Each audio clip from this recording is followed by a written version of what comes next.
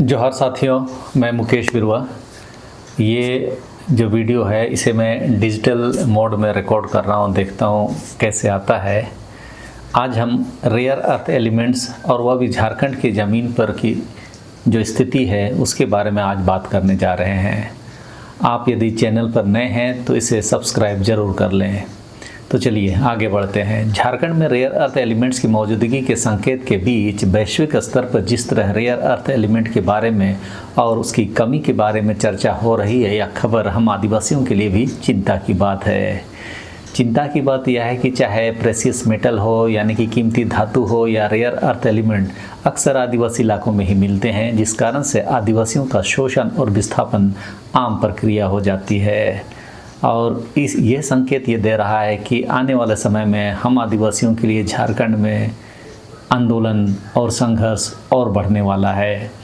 जिस तरह की खबर आप न्यूज़पेपर में देख रहे हैं जो बता रहा है कि झारखंड में रेयर अर्थ एलिमेंट के संकेत मिले हैं, यह दिग्भ्रमित करने वाला हेडिंग है। आगे हम इस पर बात करेंगे, लेकिन खबर क्या है इस पर गौर कर लेते हैं। कहता है कि भारत सरकार देश के उद्योगों को स्वावलंबी बनाने में जुटी है। इसके तहत क्रिटिकल और रेयर अर्थ एलिमेंट के खरीदारों की तलाश की जा रही है। मैं आगे यह आपको बताऊंगा कि इन अयस्कों का जो एक्सप्लोरेशन है, जो खोज है, वह काफ़ी पहले ही किया जा चुका है। अभी दुनिया में रेयर अर्थ एलिमेंट की कमी का हो हल्ला क्रिएट किया जा रहा है।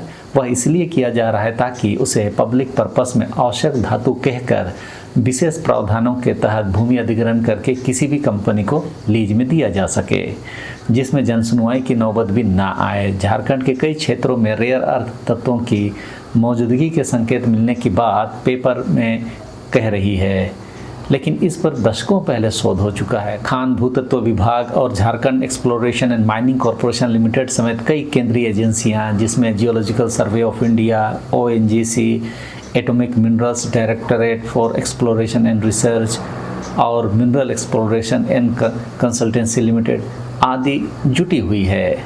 खबर कहता है कि झारखंड में लिथियम जैसे क्रिटिकल मिनरल पहले ही मिल चुके हैं। ज्ञात हो इनका इस्तेमाल इलेक्ट्रिक वाहनों, विंड टर्बाइन आदि में हो रहा है। खबर ये भी कह रहा है कि देश के उद्योगों में क्रिटिकल मिनरल्स की काफ़ी मांग है, लेकिन यहाँ इसकी उपलब्धता कम है। इस कारण इनका आयात करना पड़ रहा है, जिसमें lithium, cobalt, nickel, titanium, vanadium, graphite और प्लेटिनम ग्रुप के तत्व समेत रेयर अर्थ एलिमेंट जैसे नियोडियम, डिस्प्रोसियम, यूरेनियम आदि शामिल हैं। तकनीकी विशेषज्ञों के अनुसार झारखंड में क्रिटिकल और रेयर अर्थ एलिमेंट की संभावनाएं भारत को खनिज आत्मनिर्भरता की दिशा में मजबूत कर सकते हैं, ऐसा ये कहता है। यदि सरकार, निवेशक और समाज मिलकर काम कर रहे हैं तो झारखंड आने वाले वर्षों में भारत की ग्रीन टेक्नोलॉजी क्रांति का केंद्र बन सकता है। इस तरह की बात यह खबर कह रही है। ज्ञात हो पिछले कुछ वर्षों में कृत्रिम रूप से कोयला की कमी दर्शाई गई थी और उसी कोयला की कमी के कारण कुछ उद्योगपतियों को ऑस्ट्रेलिया जैसे देशों से कोयला आयात करने की अनुमति दी गई, जबकि देश में कोयला बहुत आयात में मौजूद है। लेकिन विदेश से आयात करने की स्थिति में वह कोयला काफ़ी महंगा साबित होता है, जिस कारण उससे उत्पन्न होने वाला बिजली भी काफ़ी महंगा हो जाता है।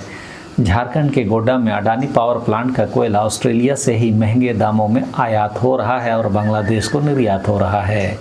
झारखंड की पॉलिसी के हिसाब से 25% बिजली सस्ती दरों पर राज्य को मिलना है, जिसे देने में कंपनी आनाकानी कर रही है। मतलब झारखंड के आदिवासियों की ज़मीन को SPT एक्ट के होते हुए भी जबरन लिया जाता है और उन्हें उनका सामाजिक सांस्कृतिक हक के साथ ही कानूनी और संवैधानिक हक भी मारा जा रहा है। उस स्थिति को पुनः दोहराने की पूरी साजिश रची जा रही है। उसे आप इन खबरों से तो जान ही सकते हैं। कोयला की तरह की कमी दर्शाई जा रही है ताकि रेयर अर्थ एलिमेंट भी जब माइनिंग किया जाए तो काफ़ी कीमत में बाज़ार में उपलब्ध हो और उसका फ़ायदा उद्योगपतियों को मिले, ना कि आम जनता को।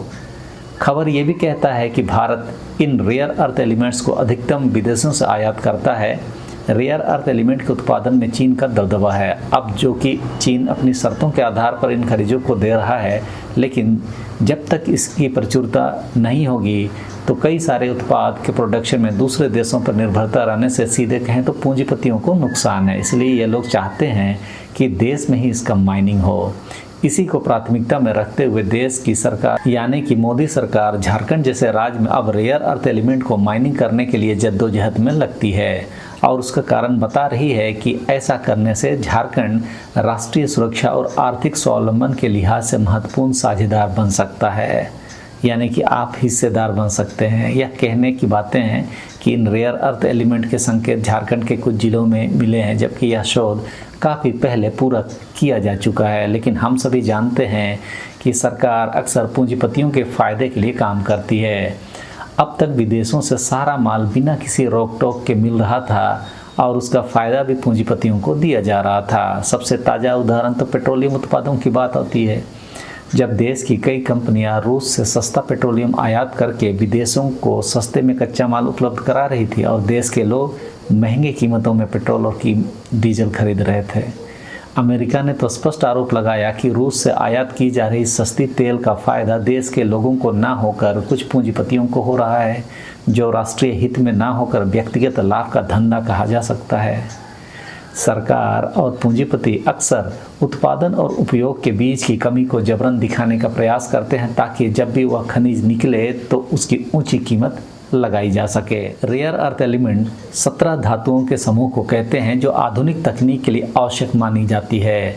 बेसिकली इसका उपयोग स्मार्टफोन, इलेक्ट्रिक वाहन, मिसाइल गाइडेंस सिस्टम, पवन टरबाइन और MRI मशीनों जैसी कई उच्च तकनीकी वस्तुओं में किया जाता है। झारखंड में क्रिटिकल और रेयर अर्थ एलिमेंट के कई जगहों पर प्रारंभिक रूप से संकेत मिले हैं। लिथियम तो मिल ही गया है, सब कुछ ठीक ठाक रहा तो अगले 1 वर्ष में लिथियम ब्लॉक नीलामी के लिए तैयार हो सकता है। केंद्रीय एजेंसियां भी तेजी से अन्वेषण कार्य कर रही है, कुछ तकनीकी और लैब की भी जरूरत होगी। प्रारंभिक खोज से स्पष्ट है कि झारखंड में इसकी प्रचुरता तो है, अब गहन अन्वेषण की जरूरत है। ये बातें हैं भूतत्व निर्देशक कुमार अमिताभ ने कही। संभावना के रूप में यह कहा जा रहा है कि इसमें झारखंड भी बैटरी उत्पादन का हब बन सकता है। खनन आधारित मेटल रिफाइनरी और वैल्यू चेन उद्योग विकसित हो सकते हैं। विदेशी निवेश और तकनीकी साझेदार बढ़ सकती है, जिसके लिए स्टार्टअप आदि के लिए भी ग्रीन टेक और मिनरल प्रोसेसिंग में बहुत सारी संभावनाएं इसमें हैं। मतलब ये सब खबर बता रही है आपको लुभाने के लिए। यहाँ पर जो भी रेयर अर्थ एलिमेंट मिले हैं उसमें निकेल, कोबाल्ट, जिनसे बैटरी और सुपर एलॉय बन सकते हैं, इसकी संभावना सबसे ज़्यादा पश्चिमी सिंहभूम में बताई गई है। उसी तरह दूसरा एलिमेंट जिससे रक्षा टरबाइन और चिप्स आदि बन सकते हैं वह पूर्वी सिंहभूम, गोड्डा और पाकुड़ जिले में मिल रहे हैं। टाइटेनियम जो एयरोस्पेस और मेडिकल इंडस्ट्री में प्रयोग होने हैं, सरायकेला में मिलने के संकेत हैं। लिथियम जो बैटरी और ग्रिड स्टोरेज में काम आता है, ये कोडरमा और गुमला सिमडेगा जिलों में मौजूद है। यूरेनियम जो परमाणु ऊर्जा के लिए जरूरी है वह इस समय जादूगोड़ा में खनन हो रहा है। पूर्वी सिंहभूम में रेयर अर्थ और यूरेनियम के भंडार हैं, जिसमें जादूगोड़ा नरवा पहाड़ में यूरेनियम का खनन पहले से जारी है। कई क्षेत्रों में रेयर अर्थ तत्वों की मौजूदगी के संकेत हैं, तो चिड़िया, गिन्नी और डुमरिया इलाके में भूवैज्ञानिक अध्ययन कर रहे हैं। सरायकेला खरसवां में टाइटेनियम और वेनेडियम की उपलब्धता है। कोल्हान रेंज में टाइटेनियम के भंडार की संभावना है, जो स्टील तथा एयरक्राफ्ट उद्योग के लिए महत्वपूर्ण है। उसी तरह से पश्चिमी सिंहभूम को क्रिटिकल मिनरल का हॉटस्पॉट माना जाता है। सारंडा व चक्रधरपुर क्षेत्र में निकेल, कोबाल्ट की उपलब्धता की पुष्टि हो चुकी है। इसका उपयोग बैटरी उद्योग के लिए और कई अन्य रणनीतिक महत्व की खनिजें मानी जाती है। गोड्डा और पाकुड़ में भी रेयर अर्थ एलिमेंट की संभावना है। ग्रेनाइट और अग्नेय चट्टानों में हल्की मात्रा में रेयर एलिमेंट की संभावना मिली है। विस्तृत अन्वेषण की आवश्यकता को देखते हुए एजेंसियां योजना बना रही है। गुमला, सिमडेगा, कोडरमा क्षेत्रों में लिथियम और अन्य तत्व पाए गए हैं। प्रारंभिक अध्ययन से संभावना मिली है कि कोडरमा में तो लिथियम के ब्लॉक तैयार किए जा रहे हैं।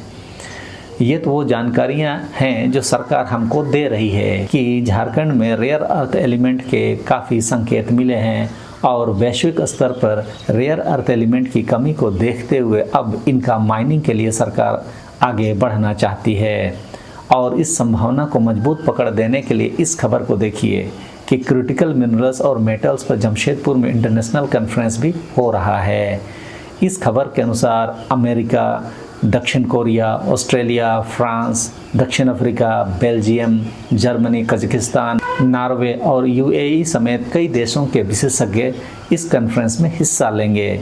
साथ ही आईआईटी सहित ऊपर के बताए गए सभी खोजी संस्थान भी अपने रिसर्च के साथ कॉन्फ्रेंस में शामिल हो रहे हैं। मतलब एक तरह से ये लोग वैसे रिपोर्ट तैयार किए हुए हैं जिसके आधार पर झारखंड के पश्चिमी सिंहभूम, सरायकेला खरसावां, पूर्वी सिंहभूम, गोड्डा, पाकुड़, गुमला, सिमडेगा, कोडरमा इत्यादि जगहों पर देश के हित में माइनिंग जरूरी होगी और यही साबित किया जाएगा।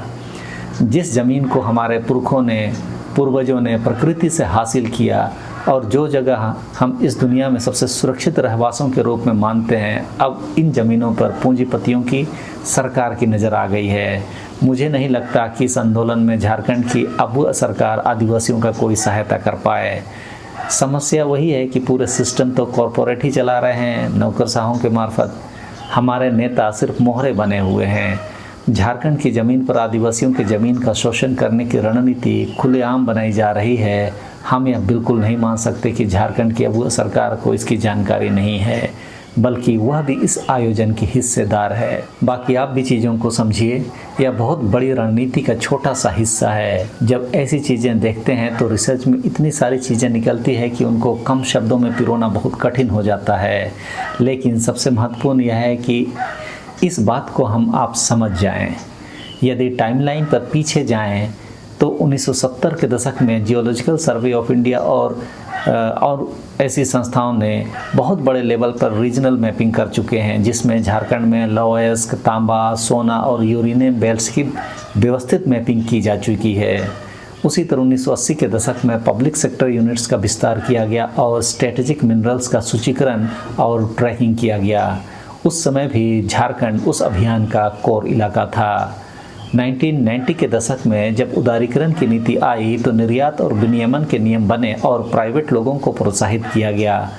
उसी दरमियान में झारखंड के जादूगोड़ा के बाद नरवा पहाड़ जैसे इलाकों में अंडरग्राउंड प्रोजेक्ट चालू हुआ। फिर 2000 के दशक में MMDR एक्ट में ढांचागत सुधार किया गया और परमाणु और स्ट्रेटेजिक मिनरल्स के खोज पर ज़्यादा फोकस किया गया। फिर 2010 के दशक में क्रिटिकल मिनरल्स की परिभाषा पॉलिसी डॉक्यूमेंट में दिखने लगती है और 2015 आते आते नीलामी आधारित आवंटन भी शुरू हो जाता है और अब 2020 के बाद रेयर अर्थ एलिमेंट और उसके माइनिंग पर फोकस डालते हुए अन्वेषण का कार्य को धरातल पर लाया जाता है, जिसके लिए इन खबरों में हमने गतिविधियों को जाना। आपको यह जानकारी कैसे लगी ज़रूर बताएं। यदि यह जानकारी आपको अच्छी लगे तो इसे लाइक, शेयर और सब्सक्राइब ज़रूर करें। हम आगे भी ऐसी खबरों के साथ इस चैनल पर मिलते रहेंगे। सबों को धन्यवाद। जोहार।